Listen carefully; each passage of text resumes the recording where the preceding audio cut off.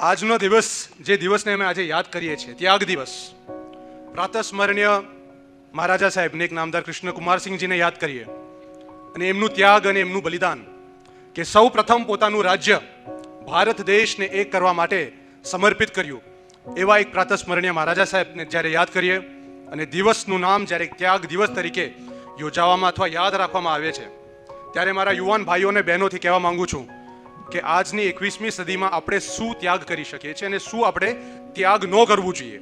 ખાસ કરીને એક ક્ષત્રિય તરીકે, ક્ષત્રિય ભાઈઓ અને બહેનો, સ્વાભાવિક છે, આપણું લોહી જે છે ડીએનએમાં છે, આપણું ચડતું લોહી છે, નાની વસ્તુ હોય એમાં ગુસ્સો આવી જાય.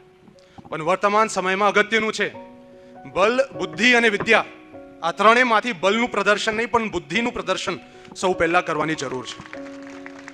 માનનીય ડીવાયએસપી સાહેબ અમારે વચ્ચે છે. કાનૂન અને કાયદો અને સંવિધાન પ્રમાણે ચાલજો. ભાવુક થઈને જોશમાં આવીને હોશ નો ખોઈ બેસતા.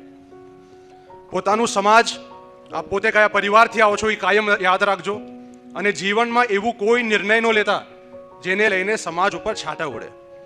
અમારા પૂર્વજો મહાન હતા, પ્રજાવત્સલ મહારાજા સાહેબ મહાન હતા, આપના પૂર્વજો મહાન હતા, આપ અને હું પોતે મહાન નથી. આજે પણ સ્નેહ, માન, સન્માન મળી રહ્યું છે એ પ્રાતસ્મરણીય મહારાજા સાહેબને લઈને મળી રહ્યું છે. મહાનગર બનવું છે, આવનારા 20-30 વર્ષ એવું કામ કરવું પડશે અને મહાન બનવા માટે એવું કામ ત્યારે જ થાય જ્યારે સમાજમાં એક એકતા રહે. છેલ્લા 3-4 વર્ષમાં એવા અન્ય સામાજિક મુદ્દા બન્યા છે જેને લઈ એક વાત તો આપણે ક્લિયર થઈ ગઈ છે કે સમાજમાં એકતા ચોક્કસ છે. તો કોઈ દિવસ એ ભીખ ન રહે કે સમાજના યુવાનો વચ્ચે એકતા ન રહે. હું એક નિશ્ચિત રૂપથી કહી શકું છું કે સોશિયલ મીડિયાના યુગમાં ક્ષત્રિય સમાજની જે એકતા છે યુવાનોમાં, ભાઈઓ અને બહેનોમાં, લગભગ બીજા કોઈ સમાજમાં ન હોય. નાનુંમાં નાનું જે મુદ્દો થાય, 5 મિનિટમાં અગર કોઈ વ્યક્તિએ સમાજ વિરોધ એવું બયાન આપ્યું હોય તો 5 મિનિટમાં આપ જોવો છો કે એની માફી પણ આવી જાય છે.